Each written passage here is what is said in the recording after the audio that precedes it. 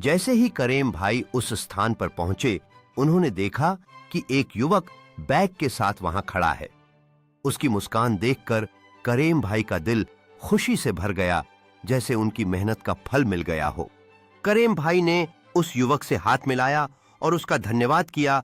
अपने बैग को पाकर उन्हें राहत की एक गहरी सांस आई। उन्होंने बैग की जांच की और यह देखकर खुश हुए कि सब कुछ सही सलामत था। करेम भाई ने युवक को उसके प्रयास के लिए कुछ पैसे दिए, जो उसकी मेहनत की सराहना थी। हाथ में बैग लेकर वो खुश होकर अपने घर की ओर लौट चले, जैसे एक बड़ा बोझ उनके कंधों से उतर गया हो।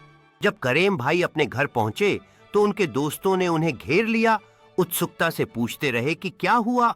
उन्होंने खुशी खुशी उन्हें पूरी कहानी सुनाई और सबने मिलकर इस खुशकिस्मती का जश्न मनाया। करेम भाई ने अपने दोस्तों के साथ बैठकर खुशियों का जश्न मनाया, स्नैक्स और चाय के साथ उनकी कहानियां साझा करते हुए। उन्होंने एक दूसरे के साथ टोस्ट उठाया, यह मानते हुए कि सच्ची दोस्ती और सहायता की बदौलत ही उन्होंने यह मुश्किल समय पार किया।